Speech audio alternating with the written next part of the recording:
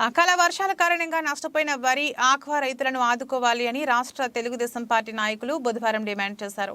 Doctor BR Konaseema జిల్లా P Gannavaram నియోజకవర్గం ఐనవిల్లి మండలంలో పూర్తిగా నీట మునిగిన వరి పంటను రాష్ట్ర తెలుగుదేశం పార్టీ హెచ్ఆర్డీ సభ్యుడు దళితరత్న నేదునూరి వీర్రాజు, రాష్ట్ర తెలుగునాడు స్టూడెంట్ కమిటీ కార్యదర్శి నక్కా సునీల్ రాజు, రాష్ట్ర ఎంబీసీ సాధికార కమిటీ కన్వీనర్ పెండ్ర రమేష్తో కలిసి పరిశీలించారు. ఈ సందర్భంగా వీర్రాజు మాట్లాడుతూ ఇటీవల కురిసిన భారీ వర్షాలకు ఆరుగాలం కష్టపడి పండించిన వరి పంట పూర్తిగా నేలమట్టం అయిందని, రైతు కన్నీరు మున్నీరు అవుతున్నాడని, పంట నేలపాలవడం జీర్ణించుకోలేకపోతున్నారని, వరికి ఎకరాకి రమారమి 50,000 పెట్టుబడులు పెట్టి పండించిన పంట నీట పాలైందని ఆవేదన వ్యక్తం చేశారు.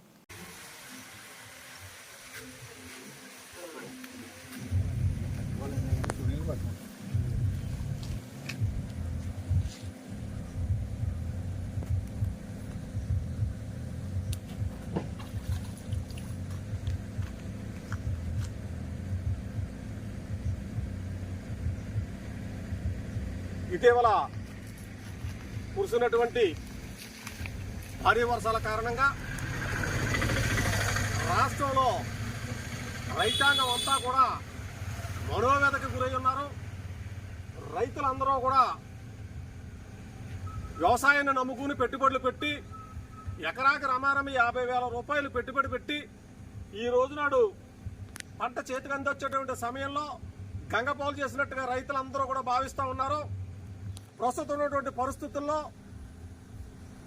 పాలక పక్షం ఏదైతే ఉందో ఈ పాలక పక్షానికి సంబంధించి ఎకరానికి 40,000 రూపాయలు వరికి నష్టపరిహారం ఇవ్వాలని, అదేవిధంగా రేపు రానున్నటువంటి తాల్వాకు సంబంధించి విత్తనాలు కానీ ఎరువులు కానీ పూర్తిగా సబ్సిడీలు ఇవ్వాలని చెప్పి తెలుగుదేశం పార్టీ తరఫున డిమాండ్ చేస్తూ ఒక్క వరి పంటకే కాదు, మరి అంతర పంటలైనటువంటి అరటి కానీ, పసుపు కానీ, కంద కానీ, లేదు ఈ రోజు నాడు విదేశీ మారక ద్రవ్యానికి సంబంధించినటువంటి మరి ఆక్వా కల్చర్కి సంబంధించి విపరీతమైనటువంటి నష్టాలు ఈ వర్షాల కారణంగా ఏర్పడ్డాయి. దానికి ఎకరాకి 50,000 రూపాయలు ఆక్వా కల్చర్కి ఇవ్వాలని చెప్పేసి, మరి అదేవిధంగా ఈ రోజునాడు రాష్ట్రంలో ఉన్నటువంటి అన్ని పంటలకి కూడా నష్టపోయినటువంటి అన్ని పంటలకి కూడా పూర్తి స్థాయి నష్టపరిహారాన్ని ఈ ప్రభుత్వం ఇవ్వాలని చెప్పేసి, మరి తుఫాను వల్ల సర్వం కోల్పోయి ఇక్కడ లోతట్టు ప్రాంతంలో ఉన్నటువంటి ఈ నేదునూరు వారి హరిజనపేటలో జనం మరి గత 4 రోజుల్లాగా పనులు లేక చాలా ఇబ్బంది పడుతున్నటువంటి పరిస్థితి. మరి అదేవిధంగా వాళ్ళని ప్రభుత్వం అన్ని రకాలుగా ఆదుకోవాలని, వాళ్ళకి నిత్యావసర వస్తువులు, బియ్యం లాంటి సరుకులు వాళ్ళకి పంపిణీ చేయాలని మరి తెలుగుదేశం పార్టీ తరఫున డిమాండ్ చేస్తున్నాం. అదేవిధంగా రైతాంగం మరి ఊడుపుజేలు కానివ్వండి, అరటి తోటలు కానివ్వండి, కూరపాదులు కానివ్వండి, అన్నీ కూడా సర్వనాశనం అయిపోయి మొత్తం సర్వం కోల్పోయినటువంటి రైతాంగాన్ని మరి ఎకరానికి 30,000 రూపాయలు మరి పరిహారం ఇచ్చి ఆదుకోవాలని చెప్పి ఈ సందర్భంగా తెలుగుదేశం పార్టీ తరఫున డిమాండ్ చేస్తున్నాం. అందరికీ నమస్కారం. ఈరోజు